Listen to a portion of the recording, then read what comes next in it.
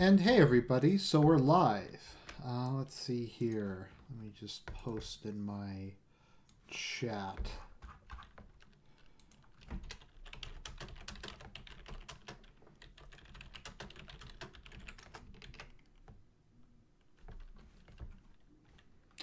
Okay, let me just tell everybody to get in here and to join in the fun. All right, let's see. No, that's not what I was looking for. Don't worry, ladies and gentlemen, I am a professional Twitch streamer. I actually just quit my job the other day, and I'm gonna just beg for tips and bits on Twitch for the rest of my life.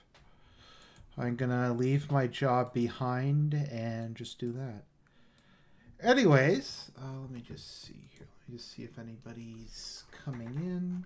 Give this a second. Let me just see. Yes, Savage Lars. That's what I'm gonna do. I am a professional Twitch streamer. It's gonna be my job for the rest of my life. Let me just turn the yeah, put that up a bit.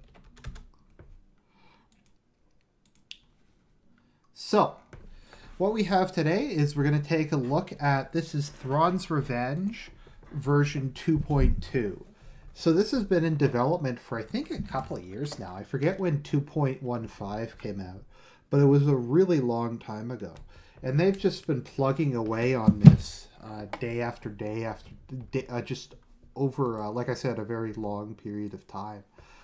And it's really impressive that they're still like actively supporting this mod, despite, like I said, just the extreme amount of like how old this game is and how long they've been working on just Thrawn's Revenge. So that being said, let's see here. Is there anything on Facebook? Oh, not yet. Okay. So I'll just give it another second. Hello, Murderous Johnny. It's good to see you. I'm just we're just going to take a look at this.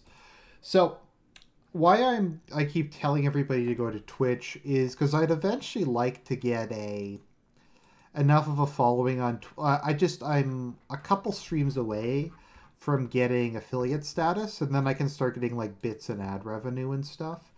And I just figure it would be a way of branching out, getting kind of a bigger audience, and eventually making more money.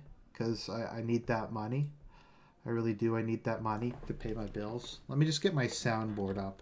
If you notice I'm stalling, I'm just waiting for people to show up. What I should do is I should have like a 2-hour long pre-stream for this. And maybe that would help out. So let's see here. So, hey, I need that money. I really do. I need that money to pay my bills. Exactly. Let's see here. You created the monster. You unleashed the monster. And now your complaint is, well, the monster's too powerful to control. Well, fuck you. That's your fault.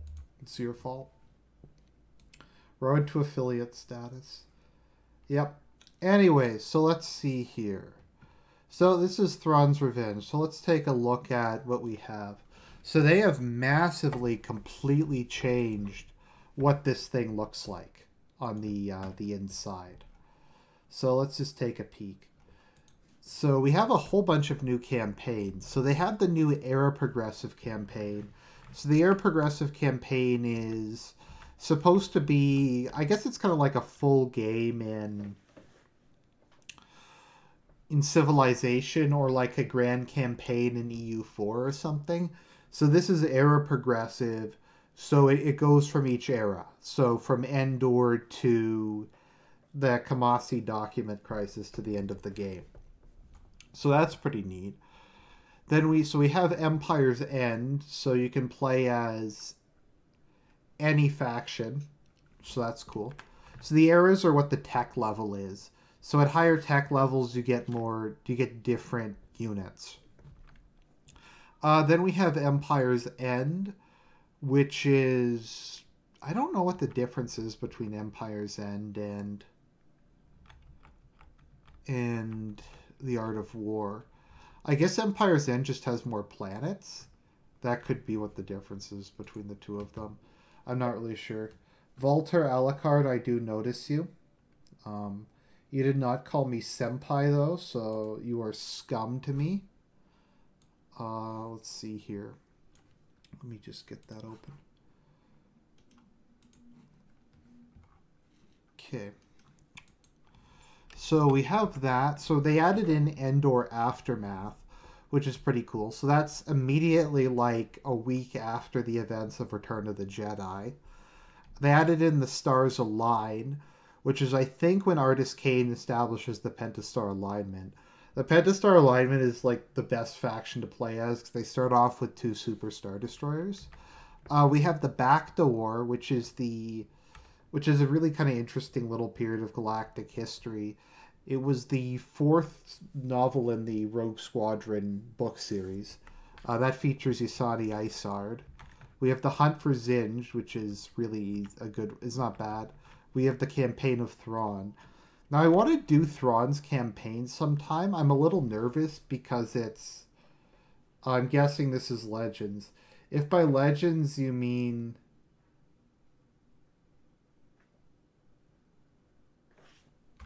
If by Legends you mean canon, then yes. If by Legends, or if by canon you mean the reboot, then no, I don't acknowledge the reboot's existence. The reboot is shit. But, well... It is what it is. It is what it is. So yeah, so Thrawn's campaign is basically completely balanced between the two. So...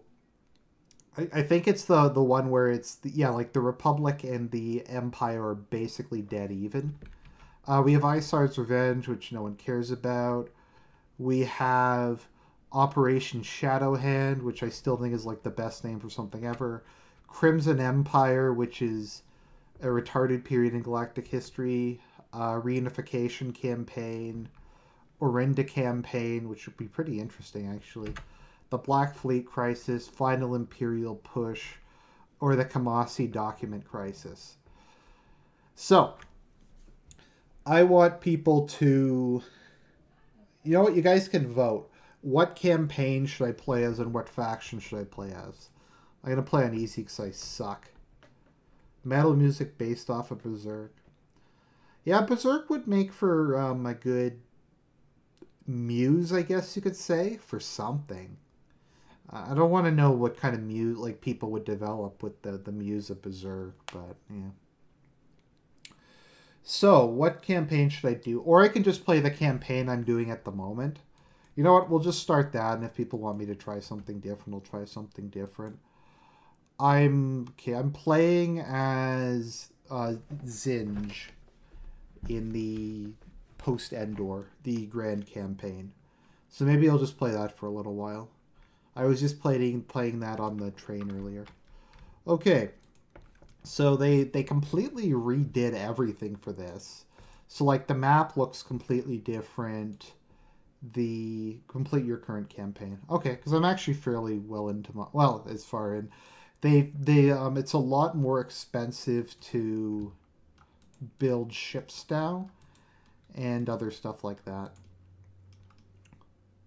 So yeah, so I'm playing as High Warlord Zinj. So Zinj is interesting. I'll talk about a bit about Zinj in a minute. But yeah, so the maps are a lot bigger now. The economy is a lot more difficult. Like it costs a lot more to build ships relative to your income. You have to be a bit more strategic with where you're positioning your tax increase and stuff. It forces you to take a couple, I guess you could say, key or core planets and make them like the central location of your revenue collection, instead of before where you could just make basically every planet into a economic world. So yeah, so some planets have much higher base economic output now than they used to. So let's see here. So I have to just reapportion some of mine. Thanos looks fairly wealthy world. Yeah, I'll build some tax collection there. Graven. So yeah, they completely changed how everything looks. All the ships look different. The graphics look different. Whether or not it's a change for the better, we'll figure out.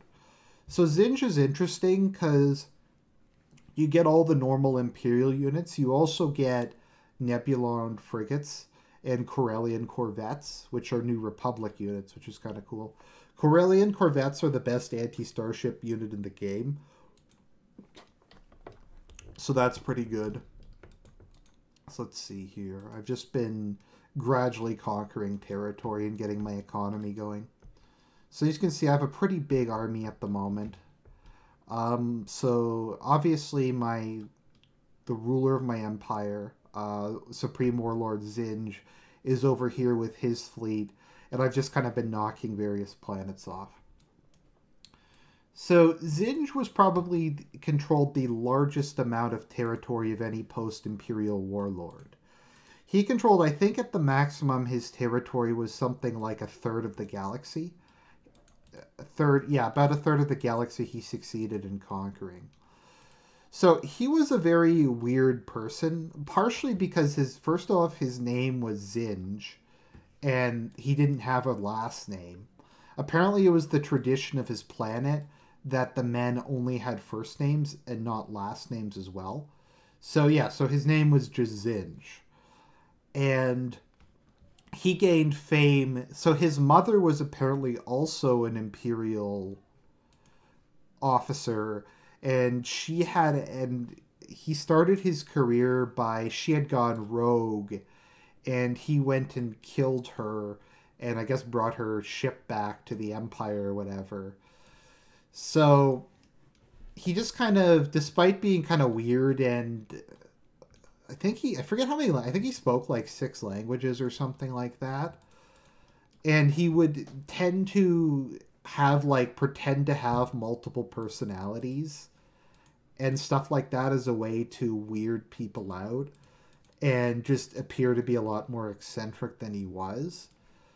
Zinj is kind of a strange guy. But anyways, so during Palpatine's reign, he discovered Dathomir, or I guess he kind of realized that the Night Sisters were up to something, and he wound up setting up a blockade around it and preventing the Night Sisters from getting off of it and disrupting Palpatine's reign. And because of his foresight, Palpatine granted him the title Warlord of the Empire, as well as the Super Star Destroyer Iron Fist. So Zinj actually had the title Warlord from before... Wait a minute, is the pause button not working? From before the actual Civil War started, which is kind of interesting because the term Warlord came to be used to refer to any of the people who were trying to claim successor status to Palpatine's empire. So, yeah, any of this kind of the Warlords were just any admiral or Moff or other, I guess you could say, local strongman who had succeeded to grab a couple systems or even like a whole sector for themselves in the aftermath of Endor. But in his case, the title was something Palpatine had given him beforehand. I believe he was also a Grand Moff, etc. So because he had a Super Star Destroyer and a lot of prestige and was a skilled commander, he really played his cards right in the aftermath of Endor. It was kind of in the right place at the right time to just conquer a lot of the galaxy and pick up a lot of the ashes. Interestingly, there's a lot of cooperation between some of the Imperial successor states and the New Republic to try to take him down, because it was starting to look like he would succeed in beating both of them and becoming the dominant power in the galaxy. But yeah, the Imperial Civil War is a really interesting era. It's really weird, but it's really interesting. Just a lot of strange and kind of fascinating stuff went down then. So let's see here. What are we up to? By the way, if anyone's wondering, I have a unified chat. So if you post on either YouTube or Twitch, it'll display on the other. So let's see here. Where am I? I'm just trying to figure out where I put all my tax agencies. Just because on some of the planets I need to move them around a bit. Serrano is not a very wealthy world, actually, so I'll just sell those off. Replace those with barracks. Likes the unified chat. Yeah, I've had that for a really long time. It's just been, I've just not really had anybody on my Twitch channel, so just, I don't think anybody's really noticed it's there. So, Sorrentes, let's see, need more there. Felucia. There is a planet I was going to build that on, but I keep losing my train of thought as I'm rambling on incoherently. Graven 7, no. Oh well, I'll just save those for now. I'm sure some planet I conquer is going to be wealthy.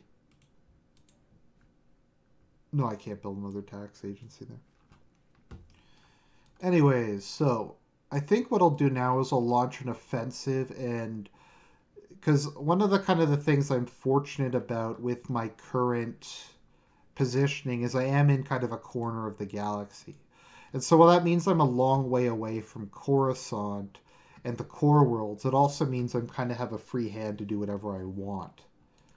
Now, unfortunately for the Republic, but fortunately for me, Mon Calamari is out on the Outer Rim.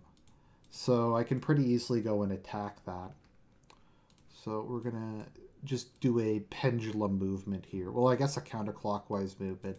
So I want to take Mon Calamari and the capital shipyards that you can build there. Okay, I'll build the capital shipyard there. Yeah, they made like your income a lot lower, so ship construction is now a lot more difficult than it was in the previous iterations. So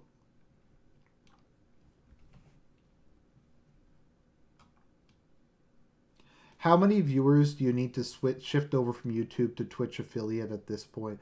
Didn't you say you needed like one more? Okay, how it works is I need an average of 3 viewers for every stream for a 30-day period. So I'm at 2 because I did a couple streams, dual streams, where I had not that many viewers. So, yeah.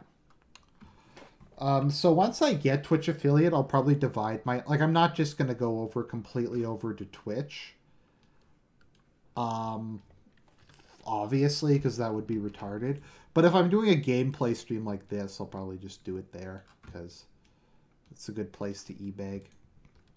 So here we go. We have the Iron Fist. Oh, here we go. We have a background. Zinj's initial rise to prominence came when he hunted down and killed his mother, Admiral Marissa Zinj, after she refused to hand over command of her ship. Following the Battle of Yavin, Zinj was granted both the rank of Admiral and command of an Executor class Brawl, which he rechristened Iron Fist. He soon became High Admiral of Crimson Command and Grand Moff of the Quail Oversector based on Terrace, both of which he would later claim as part of his territory post-Endor. After Palpatine's death, Zinj used his former title of Warlord to legitimize his actions while still claiming loyalty to the Empire. So yeah, as you can see, they've completely changed the graphics. Like, it looks nothing like how it used to. The Imperial Star Destroyers look totally different. I don't really... Let me see. I just have to turn up the scroll rate. There we go.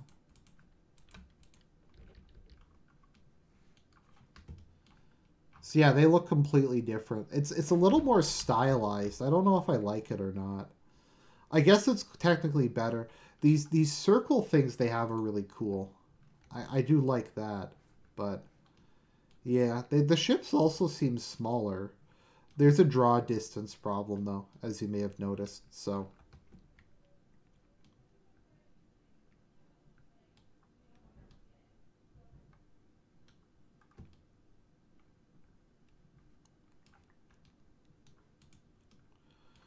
So there we go. We have the Iron Fist, and these guys are stupid enough to run into a Super Star Destroyer, so they're going to get destroyed.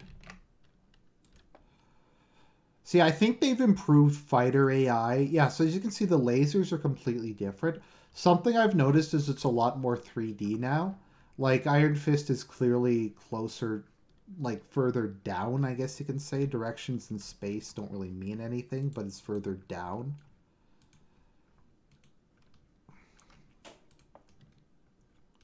Now, I have to get him to... It seems like they've improved the Super Star Destroyer. It seems like they've improved the AI, sorry, the pathfinding a little bit on the Super Star Destroyers. The terrible pathfinding in them was always kind of the bane of their use previously. So, yeah. So it looks like I pretty readily outnumber them. I only have one Imperial 2, or one... Actually, the nickname that they gave the Imperial 2 was the Imp Star Deuce, which I kind of think is a funny sounding name. But, yeah. So, just stop. You want it facing directly towards whatever you're shooting at when you're using a Super Star Destroyer. So yeah, the nice thing about playing as Zinj is you start out with a Super Star Destroyer. So so long as they have a supporting fleet, they're completely devastating.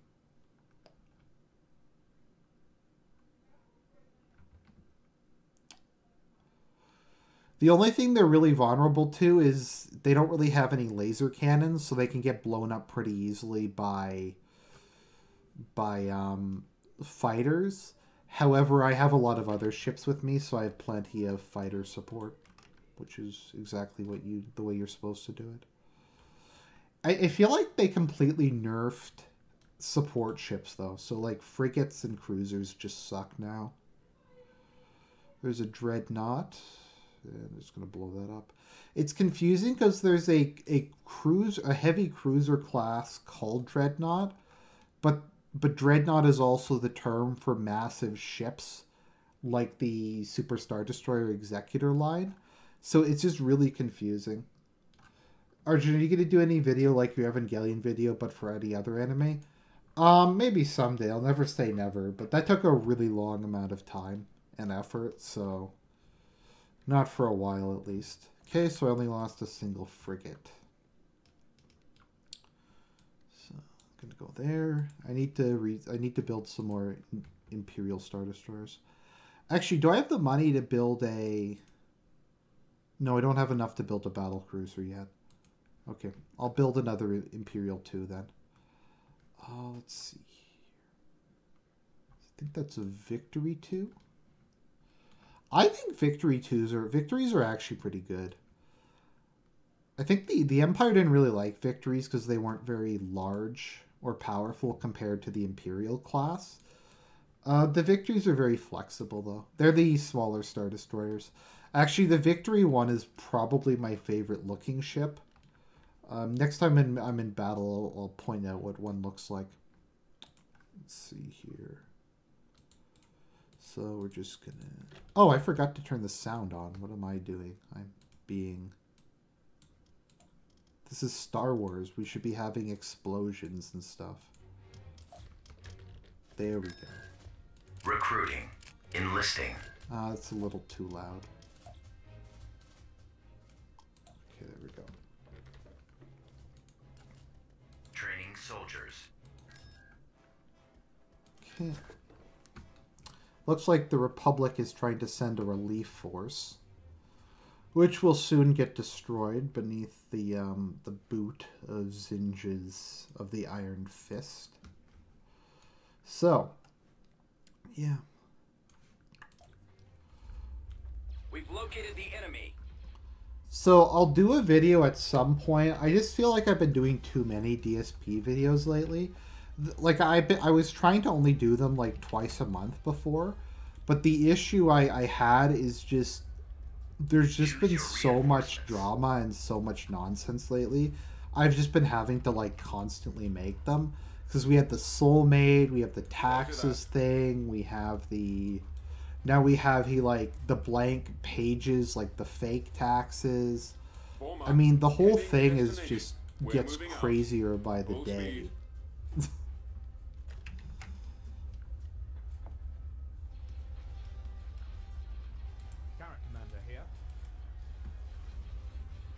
Uh-oh, they're playing the Imperial March theme. That means this video is going to get a copyright strike.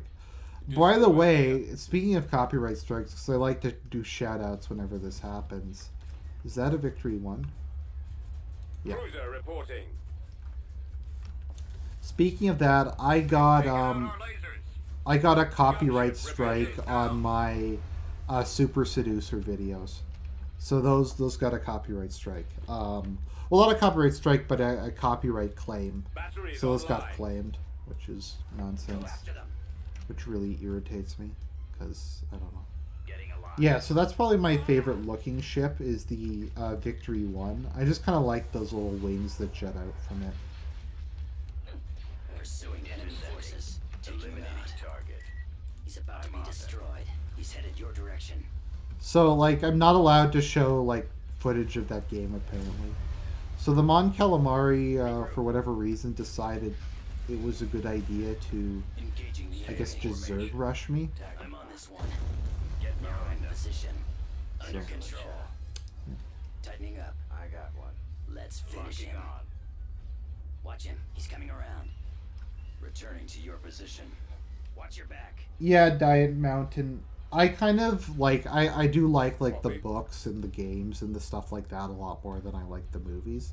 Although I like the movies. They're good for what they are, but yeah, I like the other stuff more myself. I'll take care of this. So, yeah, I'll turn this up to medium maybe, because I'm winning a bit too easily. Now that I kind of have some momentum. Getting a lock. Closing on target. Target locked. Pursuing enemy forces. Taking him out. Eliminating target. I've got them in my sights. Engaging the enemy. Coming back around. Oh, so it looks like the Republic is retreating. Excellent. Have you finished Far Cry 5 yet? No, I haven't finished Far Cry 5 yet. What I'll probably have to do is go back and like watch a compilation of the cinematics, because the cinematics in the game are just really shitty, because how they work is the game just will stop at random uncontrollable points and force you to watch cinematics, and it's just really annoying, and I just skip them because I'm in the middle of doing something. Like, you'll be like gliding along on a wingsuit about to jump into a base, and then all of a sudden it'll just cut to Jacob's seat or whatever, interrogating you. And like, you had to do this stupid fucking level. I'm trying to think of how to describe it. It's like you're running through like a target shooting house, and you have to like clear out this target shooting house in like a certain amount of time. And it's like a dream sequence. And this may not make very much sense the way I'm explaining it, but it doesn't make any sense in the game. And the game has made me do it like 5 or 6 times in a row. And yeah, it just, like, they just won't stop, and I just want to play the fucking game.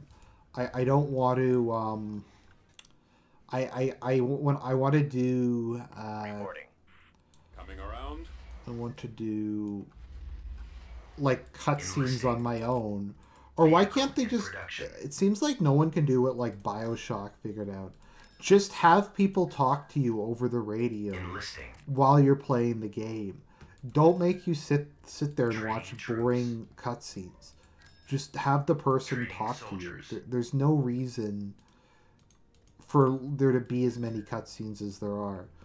The game probably with the worst cutscenes I've ever played, I would have to say, is Pokemon Sun. Pokemon Sun had so many cutscenes, I couldn't believe it. I don't know if anybody's played it, but I liked the game somewhat, but it was just unplayable. It just went on endlessly. And they're unskippable, of course. It's like the sign of a shitty game, unskippable cutscenes. Well, I mean, the issue is if the cutscenes were good, I wouldn't care, but they're just kind of boring. Like, I remember the first game I ever played where I skipped the cutscenes was Devil May Cry 4 was the first game I played where I hated the cutscenes. Because they were just wankery, and they just went on and on and on forever. Ready for action. Yeah, there's no way I'm going to be able to win this one. TIE squad station ready. Bomber standing by. Reinforcements. Bomber squadron reporting. Oh, I get reinforcements? Cool. Reporting. Move out. Okay, I get one Gladiator class Star Destroyer. Reinforcements en route. Oh, are they going to give me some more? Reinforcements en route. Corn Horn. Wow. Reinforcements Do a en video. route. Welcome to the NHK. You have to. I gave you money. Crap. Thank you, Corn Horn. Okay, you know what? I'll watch it. Okay, I'll watch Welcome to the NHK. I'm not going to do a commentary track, but I have a friend of mine who's been trying to force me to watch Welcome to the NHK, so I will watch it with him and I'll do some videos on it. Will that make you happy?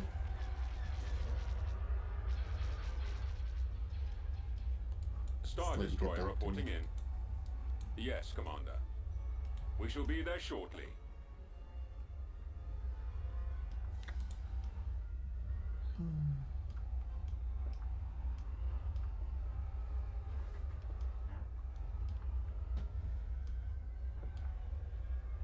TIEs reporting in. For the Empire. Commencing Our attack space run. station is under attack.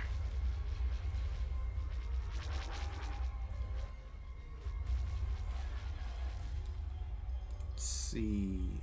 Bombers at the ready. Setting up my run, Okay. sir. Awaiting Go and orders. attack. Speaking of light novels, has anyone here seen Ghost Hunt?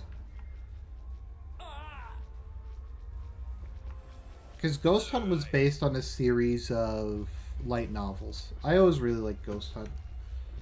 Let's see. Would you still consider yourself a monarchist? If not, what would be your preferred form of government? Receive orders.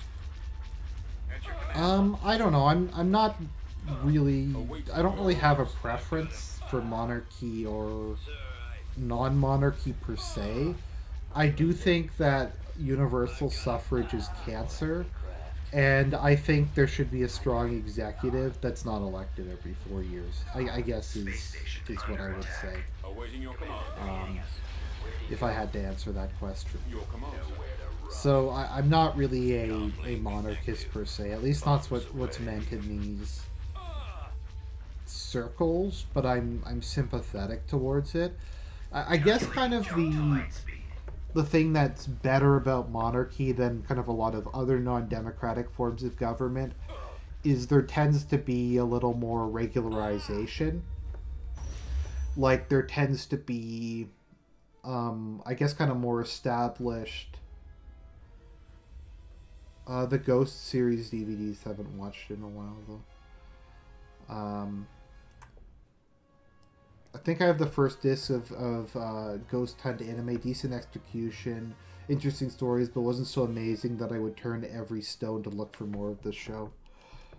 Ghost Hunt is good. It's just very solid. I probably have fond memories of it because it was something we always would watch. My university anime club, everyone was like a big fan of it, so we would always watch it every time we had an event. It was a big one. Full Metal Alchemist Brotherhood, we would always have marathons of. Ghost Stories was another one we'd always have marathons of. Ready to go. Reporting. Heading to destination. Tactical battle imminent. Those were, I guess, kind of a few of the big ones I watched back in university a lot. What were some other things I really liked back in university? Trying to remember what it was called. Digimon Season 3 was really good. I don't know if anyone here has ever seen Digimon Tamers. Tamers was really good. Receiving message. Digimon's always been something I've liked, but they just kind of fuck it up a lot. Like, Season 1 through 3 are pretty good. Season 4 is kind of meh. And Season 5 is an ungodly abomination. And I haven't seen 6 or 7 yet. So, you know.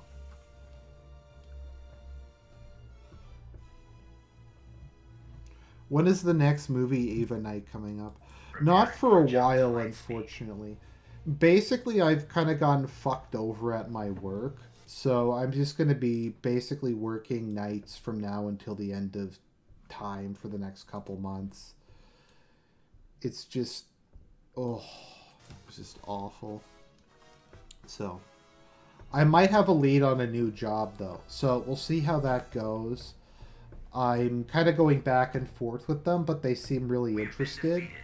And it was a really good...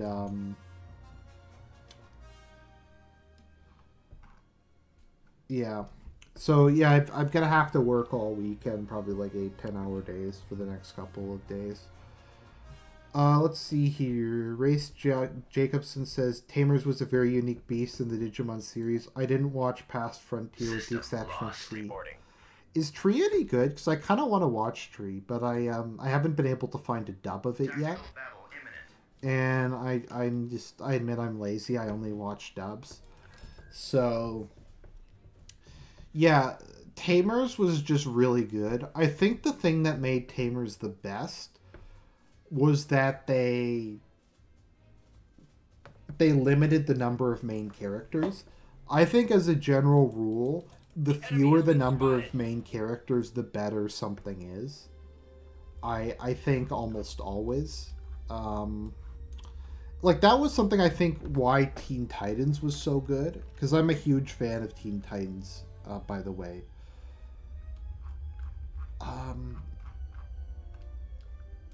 Was Teen Titans, you only had 5 main characters. And it focused on the 5 main characters and it developed them. Rather than doing something like what Justice League does, where you have like 1 billion characters and none of them get developed at all. I think it's better to just have like 3 or 4 main characters, that sort of thing, and just develop them. Because, yeah, so like in Teen Titans, for instance, I liked all the main characters. I liked Robin a lot. Robin's probably my least favorite main character. Cyborg I really enjoyed. He was just kind of a really cool, down-to-earth superhero. Like I said, he kind of reminds you of like the kind of guy you'd want as your older brother. Raven, I think for a lot of us kind of nerdy people who are a little antisocial, she really kind of appealed to that. Starfire was just utterly adorable, and I think everybody loves Starfire. And Beast Boy was... Actually, sorry, no, Beast Boy is the most annoying main character. But he got a lot of development in Season 5, where you, like, start to look into his really depressing backstory, like, as part of the Doom Patrol, etc. But because there's only 5, it kind of had this unique place where they could really... like I said, give them all a lot of development. Everybody got a lot of episodes focused on their character, that sort of thing.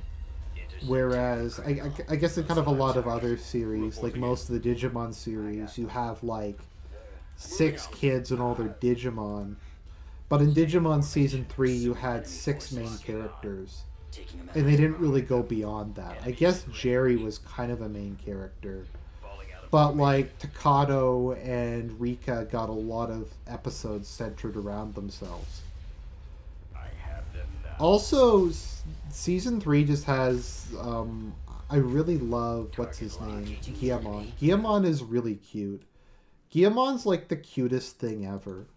Along with Calamon, and then there's Impmon I really like. I really like Rika. Rika has a lot of development as a character. So, I really liked her. Renamon's good. I just don't really have anything bad to say about Season 3 of Digimon. It was just a lot more, I guess you could say, mature. And it was just a much better story. And like I said, I think the #1 thing people do badly whenever they're making a series, particularly an anime, is having too many main characters. It's about to be destroyed. Which is kind of, as much as I love it, it's the issue Naruto ran into. Now, the advantage Naruto had was Naruto was so fucking long that they could develop everybody regardless of how many characters there are. But then you get something like Dragon Ball Z, where none of the characters have backstory or development at all. It's just an endless stream of just boring assholes who immediately get overpowered by other boring assholes. So, yeah, that's kind of my issue With Dragon Ball Z, just a lot Star of enemies Destroyer like that. standing by. Pokemon's a lot like that too, but just a lot of these with just Attack. excessively large casts. Enemies in range. I'm trying to think of another example of that. Oh, that was another thing. I think that's a very good Star big Destroyer reason why reporting in. Ava is so good. Could you imagine Evangelion if the Eliminating target. cast was twice as big? Another attack. Like if there's like 6 pilots and like a whole bunch more, like they add in, like they double the number of supporting characters and stuff like that. Can you imagine how bad that would be? Get behind them. Like Evangelion, in my view, has 3 main characters: Shinji, Asuka, and Misato. And then you have like a couple, like I guess Rei is a major supporting character, Ritsuko is, and Gendo is. But in like a lot of other cases, there just isn't. Reporting. There just isn't that many. It's very tightly controlled. Like Evangelion really doesn't have much filler or many superficial characters, which is I think part of why it works, because superficial characters, filler, and just not sticking to the main plot is kind of one of the things anime is really bad at compared to Western stuff.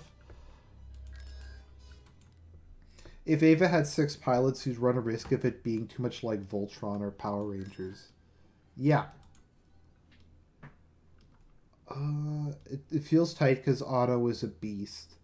That's true. Okay, well that's true. It's... Reporting. I don't know. Reporting. By the way, as a completely random topic, if you guys haven't played it or seen it, I really recommend Persona 5, the game. The anime is really good.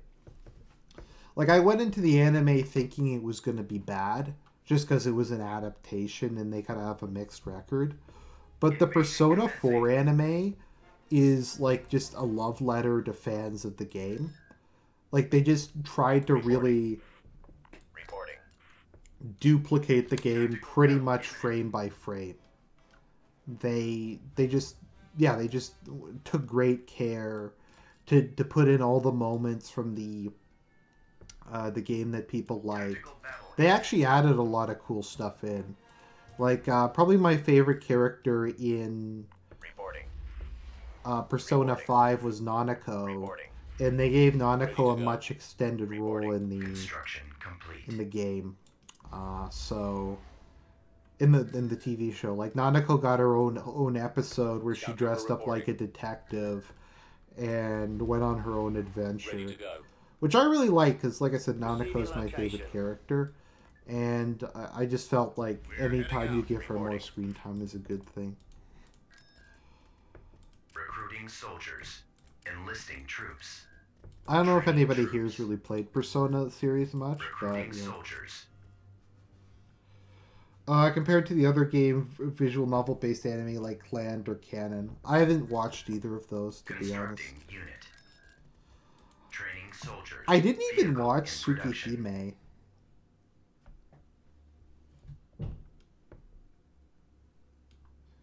Boogie says what the Persona 4 anime did right was adapt the social links into the overall story, which is half the real game. By contrast, the Persona 3 movies lack that and feels empty. Could someone maybe in the chat explain to me why people like Persona 3 so much? Because just when I played Persona 3, it just didn't really seem like that good to me. I mean, it was good. It's an Atlas game. It's a Persona game. I just don't see why people think it's better than 4. Other than the fact that just grinding's easier in 3 than it is in 4. But the characters are just don't seem nearly as good to me. Just kind of a lot of the refinements in terms of graphics and gameplay seem to be lacking. Why is Nanako my favorite character? Because she's adorable. Just look at her, and she calls you big bro, and she's just really mature for her age, despite being like 8. She cooks for the family. She's just very selfless. Nanako, just, if I ever have a daughter, I'd want her to be exactly like Nanako. She's just kind of, I just kind of want to pinch her cheeks and hug her. And don't be an asshole and sit and make some perverted comment. I mean that in a completely like paternal way. But no, I just like Nanako. Just her relationship with Yu is really funny. Is really just cute and endearing.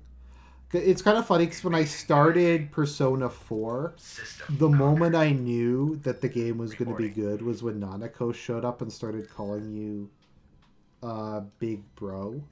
Constructing.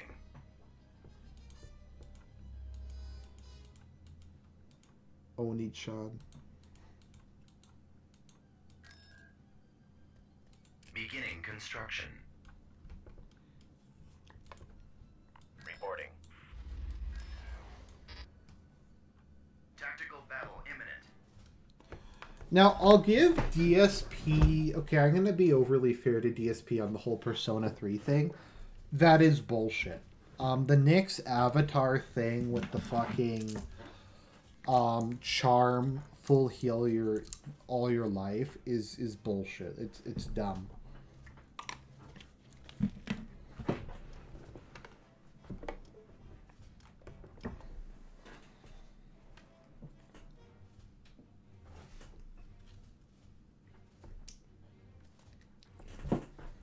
I love Atlas games, but Atlas... let's not mince words. Atlas has a lot of problems with the way they do things. Like, I just find in general it was very...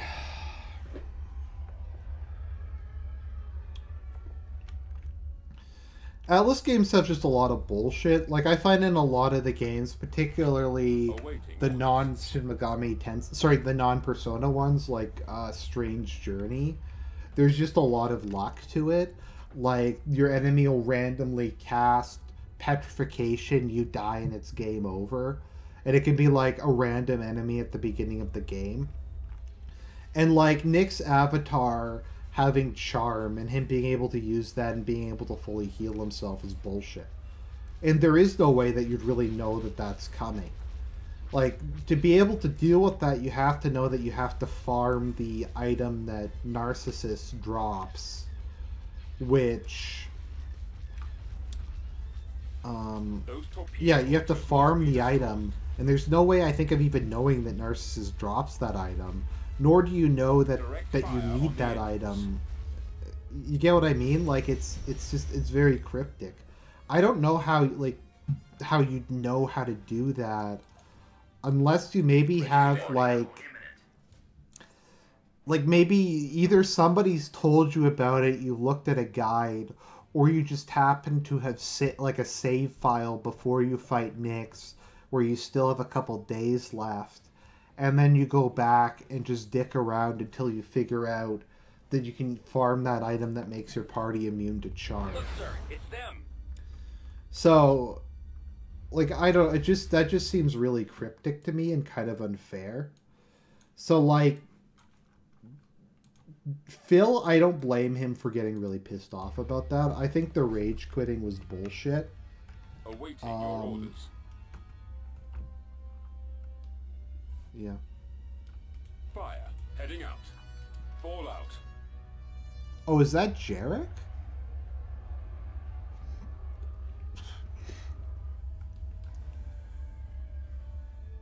That doesn't make any... Why is Jarek there? Jarek should have the Vengeance too. It should be a Super Star Destroyer. I don't know. Maybe they just fucked it up.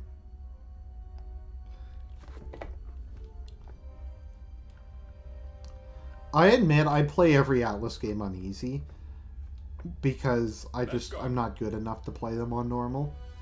But Atlas games are hard as balls. So like an Atlas game on easy is harder than the is like harder than most games on normal, to be perfectly honest. Open fire.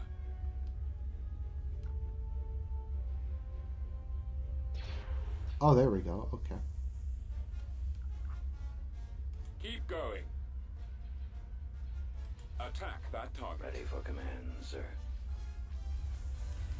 Yeah, I think it's a glitch. I think they're working on fixing it. I think for this version, for whatever reason, Jarek doesn't have the Vengeance. I guess it's to nerf the Pentastar alignment, because the Pentastar alignment was just too good without it. I don't know. But, yeah. By the way, I read the Dark Forces trilogy, where Jarek appears in. At some point in time, I'll probably just have to watch somebody play the Jedi Academy games, because they're a bit old for me. And I don't even know if my computer would run them properly, to be honest. So. Locking on. I'm on them. Enemies in range. Coming around. As you may have noticed, I'm just not very good at video games in general. Like, I'm not gonna pretend like I'm a super gamer or anything. Like, I like them a lot, I just am not that good at them.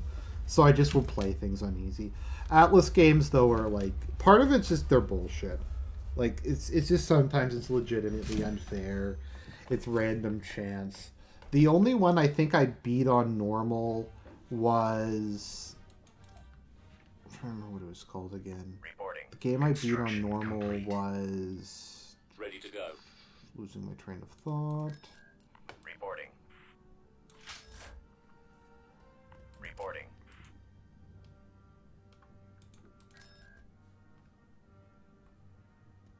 Training troops. Oh, Devil Survivor 2 I beat on normal. Enlisting. Vehicle in production. Devil Survivor 2 is one of my favorite games of all time. It's probably the most Persona-ish of the non-Persona games. I tried playing Nocturne, because everyone says Nocturne's really good. I admit I just board quit Nocturne, because I couldn't figure out where the fuck I was supposed to go. So... Reporting. Yeah.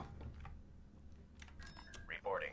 I just kind of wandered around. I couldn't figure out what I was supposed to do. I couldn't figure out where I was supposed to go. So I just gave up and left. And just gave up. Board quitting's funny. Board quitting I find happens more often than rage quitting. There's board quitting, rage quitting, and view quitting. Or I guess kind of the three main ones. Reporting. We shall be there shortly. Construction complete. Although I'd like to add one, there's also what I call interface quitting. Where just the game has a really shitty interface, and the interface is so bad, it just kills any desire to play it further. Production. And, yeah. So I'll build 2 battle cruisers.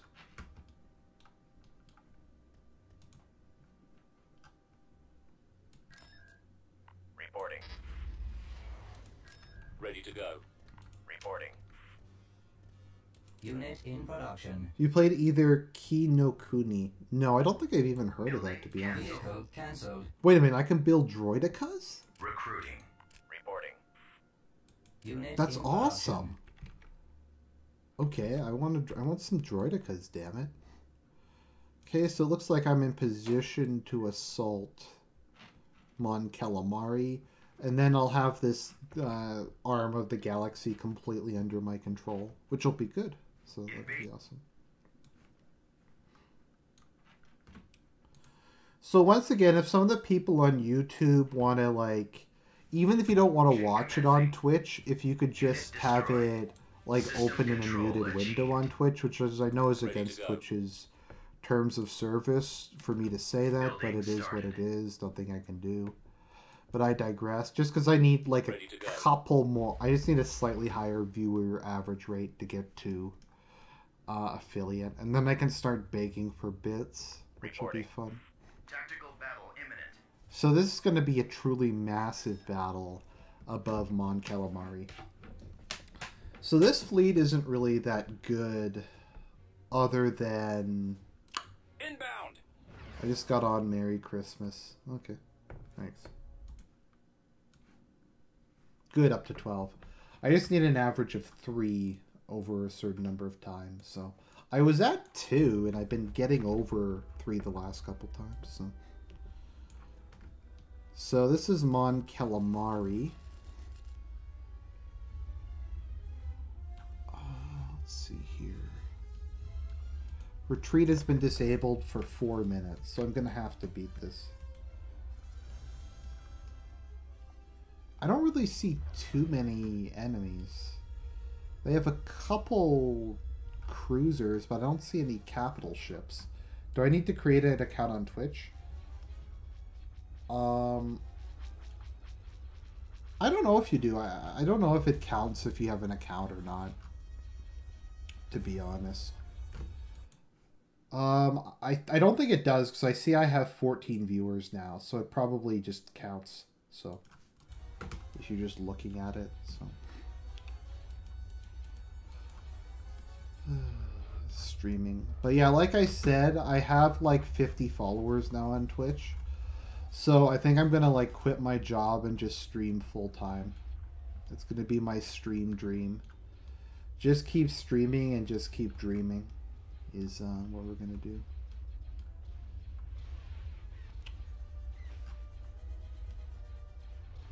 Do you need views or followers? I have enough followers now. What I need is concurrent viewers, if that makes sense.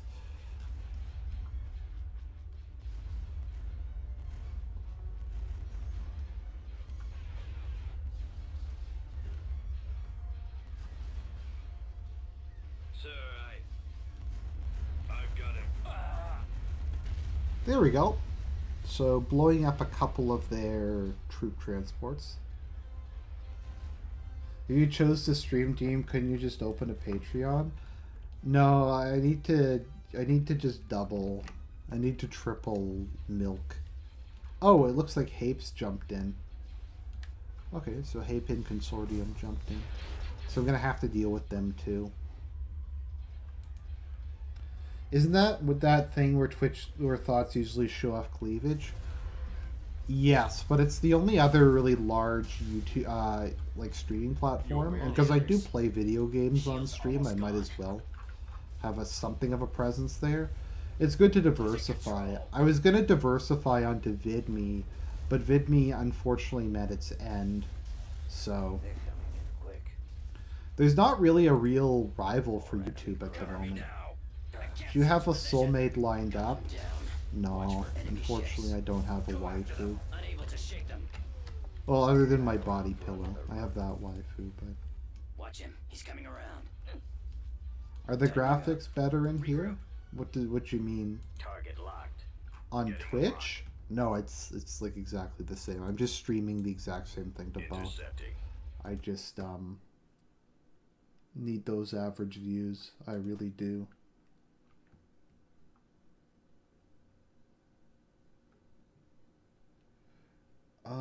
Brittany Venti with the sound off.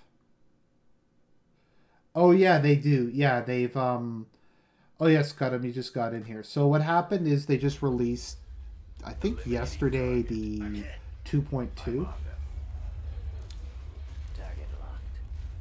Yeah, this is the 2.2 of Thrawn's Revenge, so they completely overhauled like all the graphics and a lot of stuff. So it looks completely different now than how it did previously. So, I don't know, it kind of looks better, it kind of looks worse. It's hard to tell because I have a really high res I have a 2K monitor, so I'm playing this in 2K. So that makes it better, but it also makes it worse. So it's good because it's higher res, but it also stretches it, so... Locking on.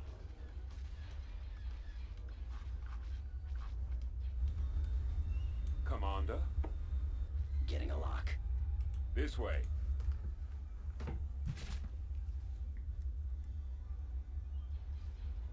Where are the others?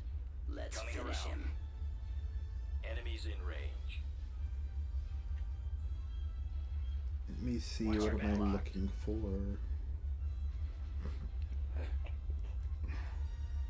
Intercepting. Eliminating target. Target locked. Closing on target. Excellent shot. I've got them in my sights. I got one. Coming back around for another. Shield's almost gone. Getting a lock. Oh, wait a minute. Something, is one of my ships getting attacked? You won't be around much longer. Oh, Taking no. fire. Cover me now. Okay, I've been just hit. heading towards it. Taking fire. There's the Mon Calamari capital world. Watch for What's up with enemy the Star ships. Destroyers that look different? Go. What do you mean? They just completely changed the models for this release. I don't know why they chose to do that.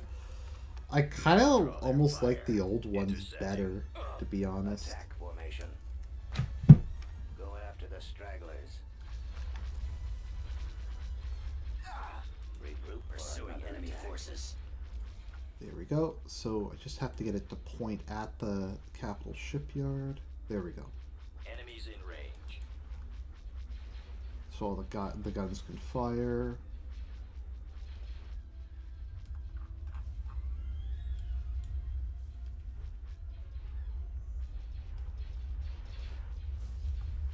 Oh, are you asking what these are? These are Victory 2? Oh, those are Victory class ones. They just look different. I actually really like how the Victory 2 looks like the AI retreats a lot more often than they did in the previous version. I might actually have to get an interdictor ship if the retreats are going to be this often. Yeah, they're Victory 1s or Victory 2s. The small ones. Wow, okay, I won that one really easy handily. Ready to go. So just gonna move the Imperial army in, and then I can start kind of my campaign out in the core worlds. Head towards the core. Wait a minute, Syria's getting bombed? Let me look this up.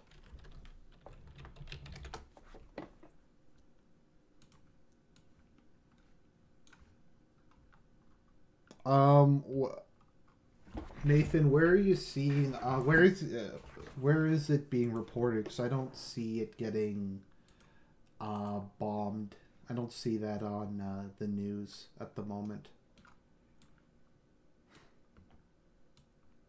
Chemical attack, apparently.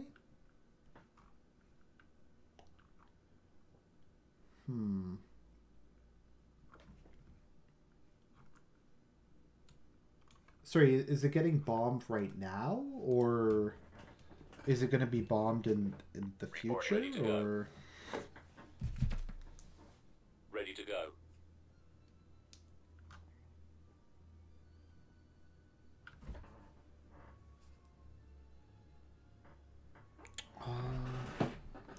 Let me just fire up Drudge and see what he has to say about this, because he's normally pretty on the... Trump orders strikes in Syria. Construction complete. Scout trooper reporting. Ready to go.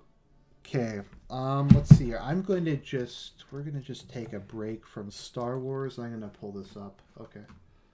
Let's see here.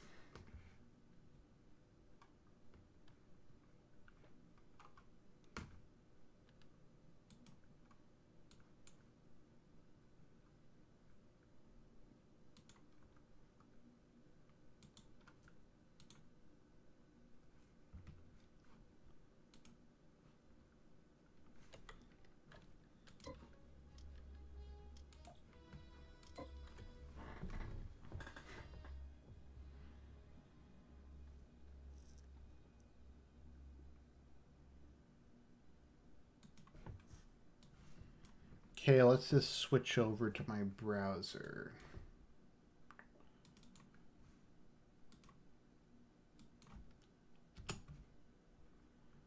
Okay, let's just realign this.